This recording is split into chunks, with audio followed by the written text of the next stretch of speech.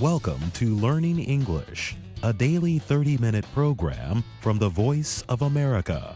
I'm Jonathan Evans. And I'm Ashley Thompson. This program is aimed at English learners, so we speak a little slower and we use words and phrases especially written for people learning English.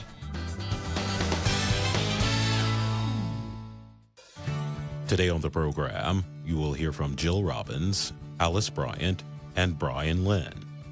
Later, we will present our American History series, The Making of a Nation. But first, bread has now joined the list of goods in short supply in Zimbabwe. The lack of bread has caused its price to increase. Now, citizens are forced to look for replacements to this simple food source. Bread now costs $2 or higher, about twice as costly as the usual price. Many people are getting used to having their tea, a favorite morning drink of Zimbabweans, without bread. Gibson Nyema now sells goods such as sweet potatoes and corn in place of bread. He told VOA, "If we can get bread once a week, that will be it. But we no longer miss it because it is now expensive. If the government would push the price of bread and flour down, that would go well with our way of living. We have no cash.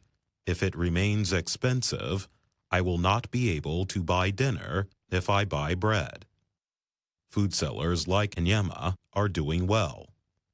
But these are very hard times for those who mostly sell bread, like Alwyn Mutero. Mutero said, "There used to be lots of bread, but these days people no longer buy like they used to do because prices are going high. We used to sell this bread for about $1. Now it costs about $2.50, so people cannot afford it."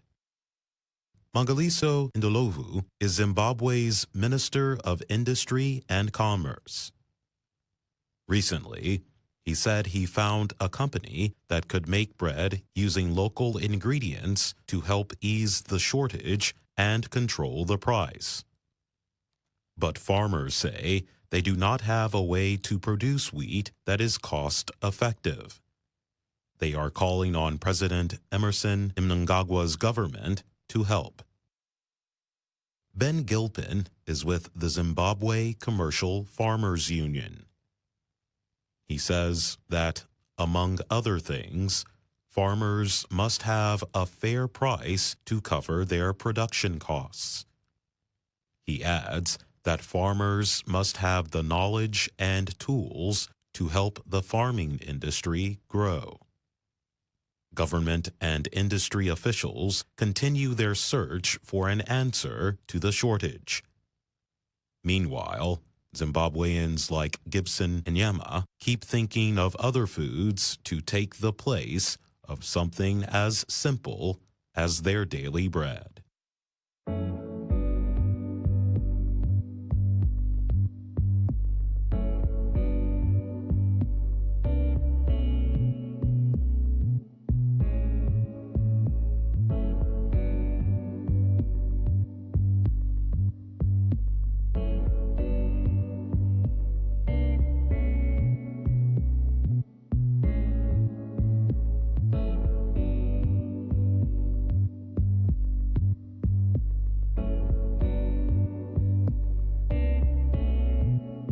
Documenta is one of the most respected art events in the world. The art program is held every 5 years in Kassel, Germany. Recently, organizers chose a group of Indonesian artists to curate the next program. They asked Ruang Grupa, an Indonesian art collective, to serve as the show's artistic director. This is the first time Documenta has picked a group of people instead of an individual as its curator. The announcement has helped bring attention to Indonesia's lively yet struggling art scene. Documenta is now preparing for its 15th show, which will open in June 2022. The art program was launched in 1955 to crush support for Germany's Nazi Party after the end of World War II. In a statement, the committee said it chose Ruanggrupa for its ability to interest many communities. Ruanggrupa was founded in 2000. The group is known for making art in many forms, such as paintings and installations. The collective's work has been shown around the world, including art biennials in Singapore and Istanbul.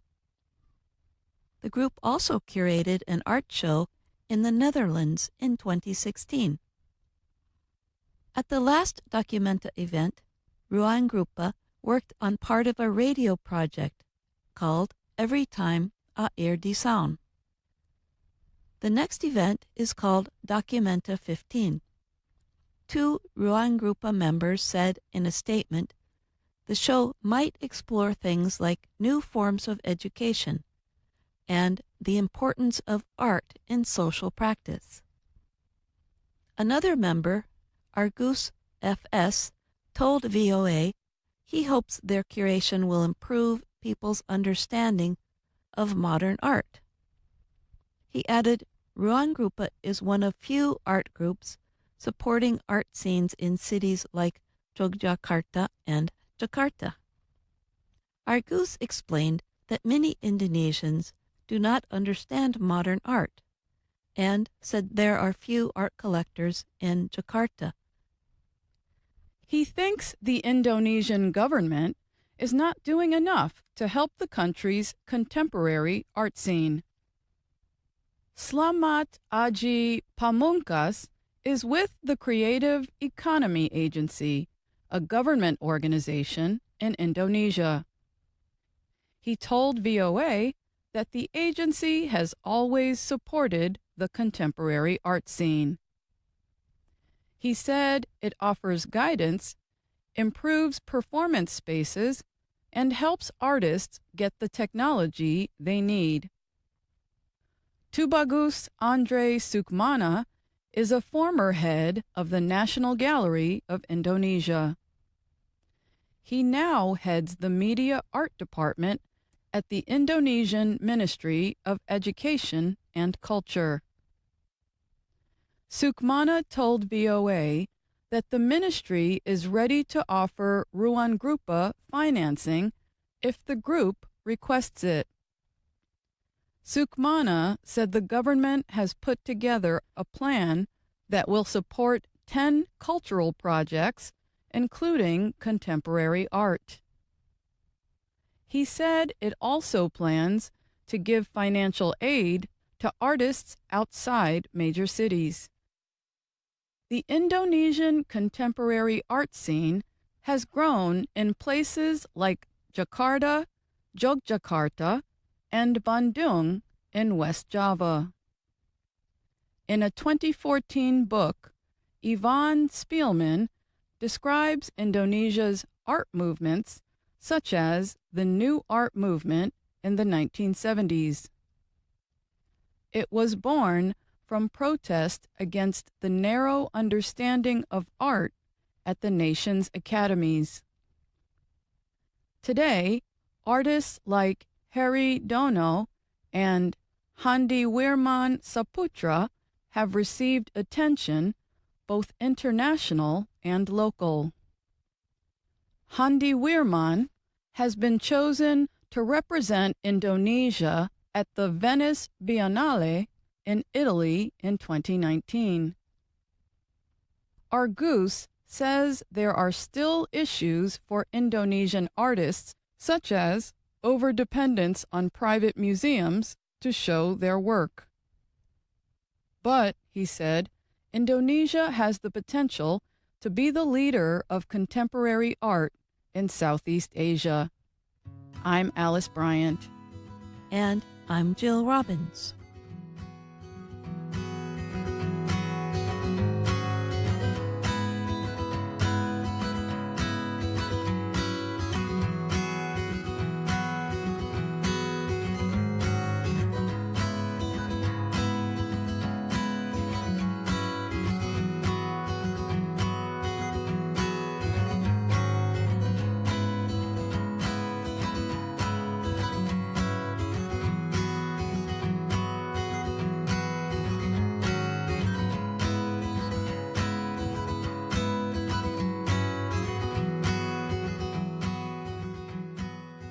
Archaeologists have discovered about 200 Mayan artifacts in Mexico that appear to have been untouched for 1,000 years.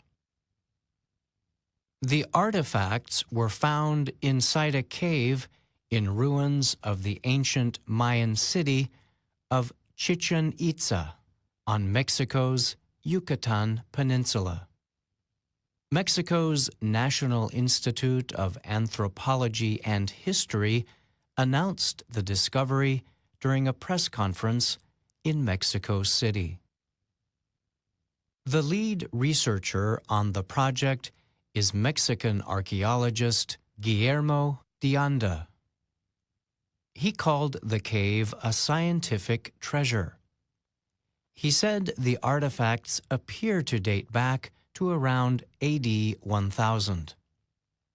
What we found there was incredible and completely untouched, he added. The findings included bone pieces and burnt offering materials. In addition, incense burners, vases, plates, and other objects were discovered. Some items included the likeness of Tlaloc, the rain god of central Mexico. The Mayans also had their own rain god called Chac. But experts believe the Mayans may have imported Tlaloc from other pre-Hispanic cultures. The cave where the objects were found is part of a cave system known as Balamku, or Jaguar God. The cave is about 3 kilometers east of the main pyramid of Kukulkan, which sits at the center of Chichen Itza. The stone city is described by the United Nations as one of the greatest Mayan centers of the Yucatan Peninsula. The cave sits about 24 meters underground, with areas connected by passages. De Anda said some of the passages were so narrow that researchers had to crawl in or pull themselves through. He added that his team had so far explored about 460 meters of the cave and is unsure how far it stretches. The team plans to continue exploring the cave. Artifacts found will not be removed but studied inside, he said. The team accidentally found the artifacts while exploring Chichen Itza in an effort to learn more about its underground water system. A series of sinkhole lakes, known as cenotes, can be seen on parts of the surface. But the archaeologists are exploring other water sites below pyramids, temples, and other buildings. Water was always central to the city. Its name in Maya means "at the mouth of the well of the water wizards." The cave had been discovered by local people 50 years ago, but was not fully explored, de Anda said. He hopes the new discovery will help scientists better understand the history, lives, and beliefs of people who lived in Chichen Itza. He said archaeologists believe there may be another undiscovered cave hidden under the pyramid of Kukulkan that could be connected to the latest find.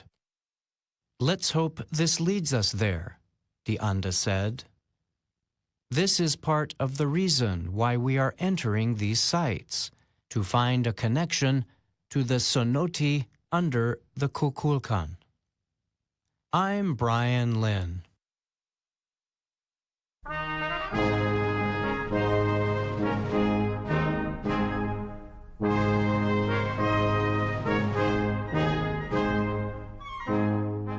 Welcome to The Making of a Nation, American History in VOA Special English. America's 18th president, Ulysses Grant, was elected to his second term in 1872.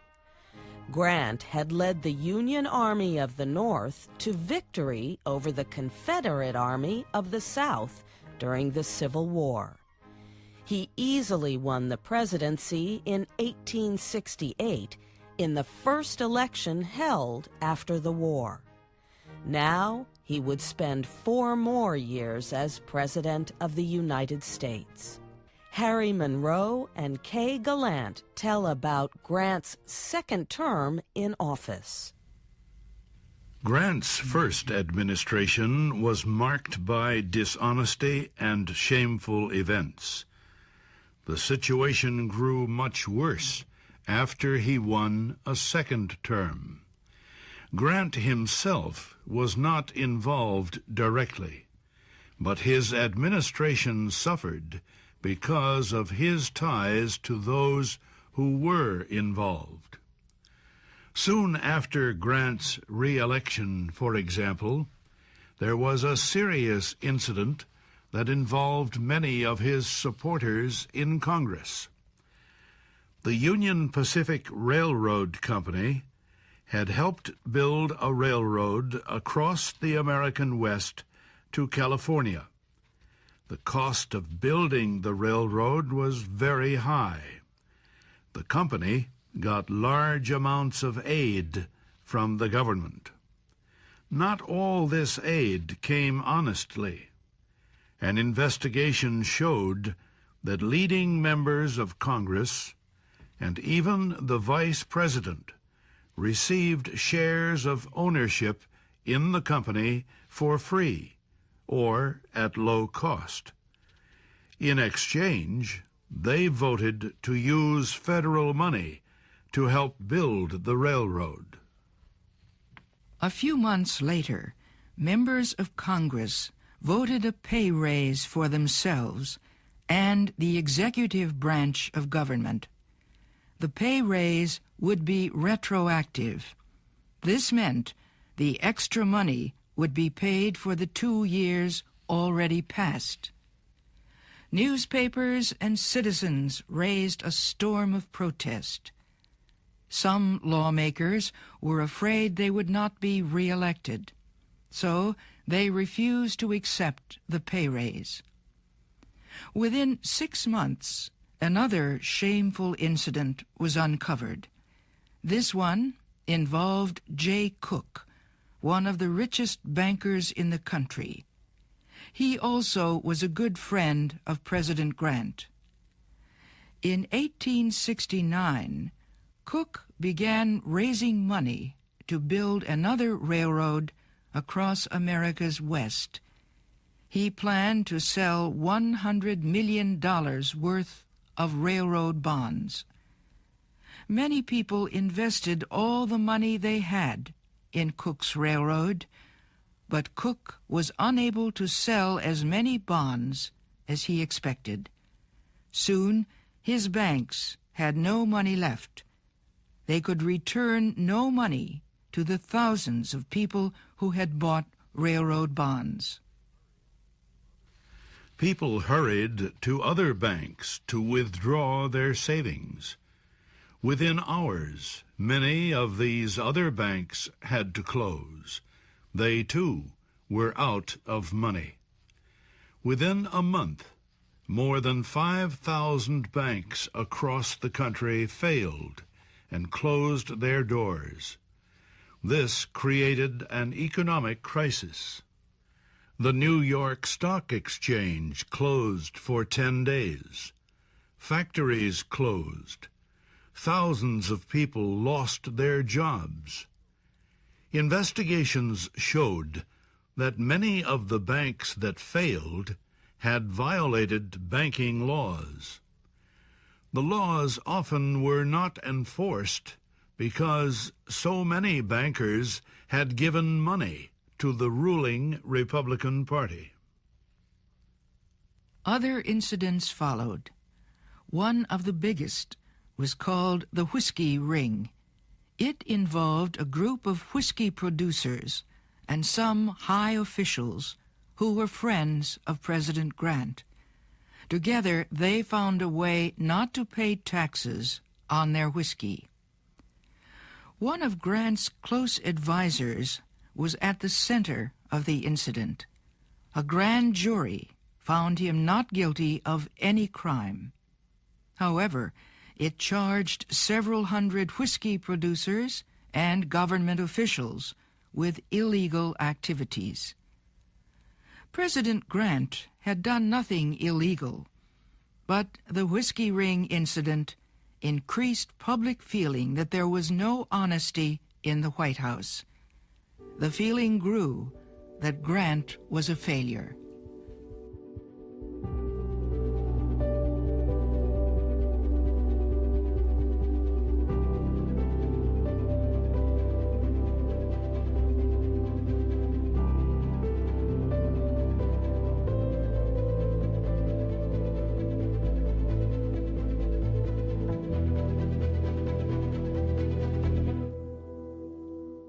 These incidents took place during a time of intense social and political change in the United States. The period after the Civil War was a time of industrial revolution and business growth. Most of this growth was taking place in the North. Before the Civil War, most businesses were small. Now, there were many companies with large numbers of workers. The companies also had large numbers of owners. They sold shares of ownership to anyone with enough money to buy.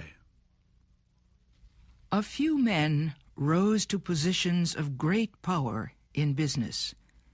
In the steel industry, for example, there was Andrew Carnegie. He came to the United States as a boy from Scotland. He took a low-paying job in a factory that produced cotton cloth. He worked hard.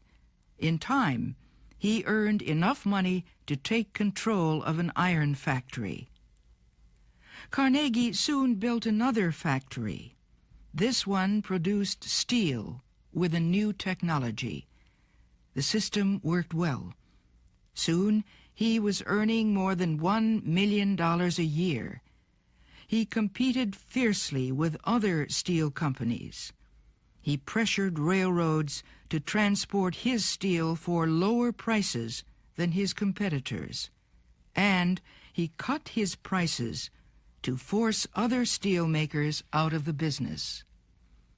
Before long, Andrew Carnegie was the unquestioned leader of America's steel industry.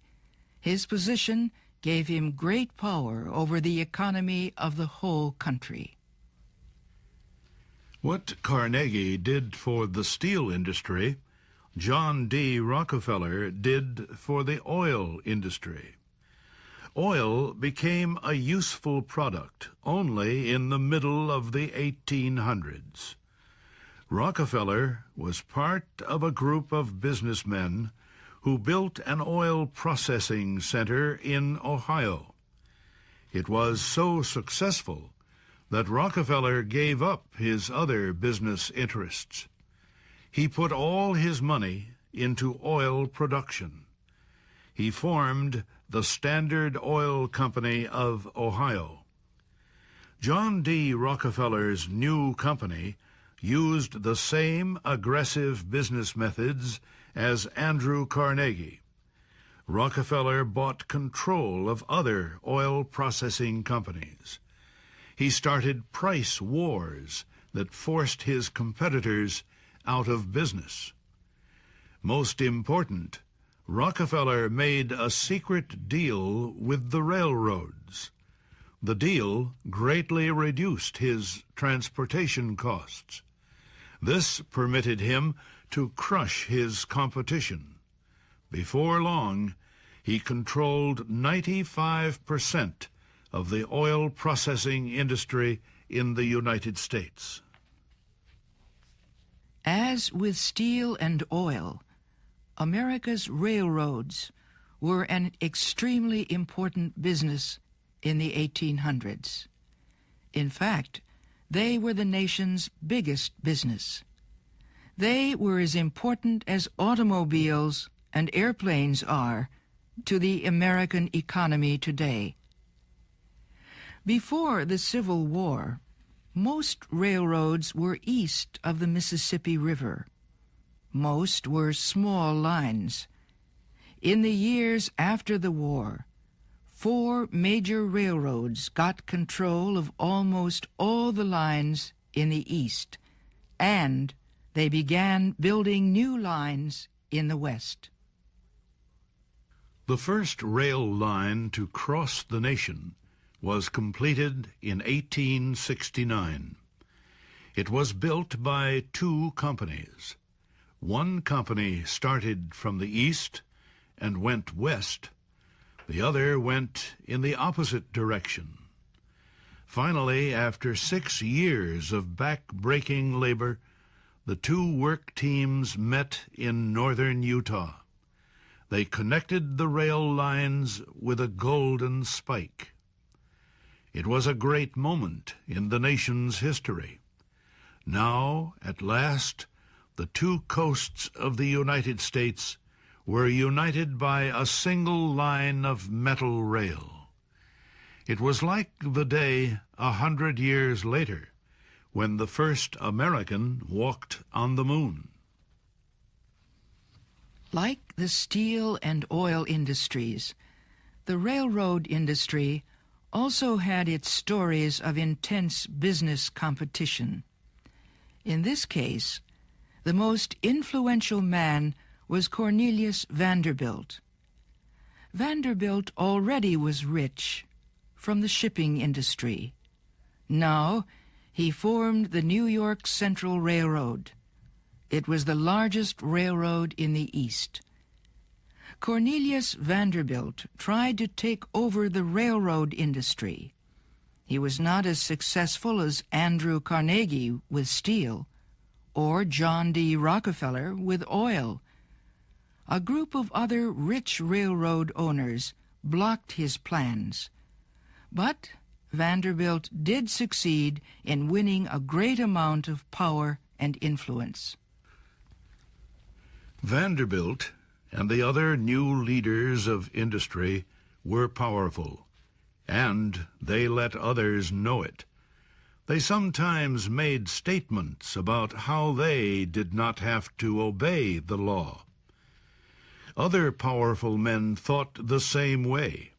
Some were officials elected or appointed to serve in the federal government.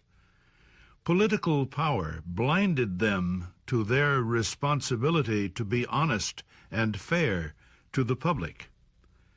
As a result, the Republican Party lost public support. The blame was placed on Ulysses Grant.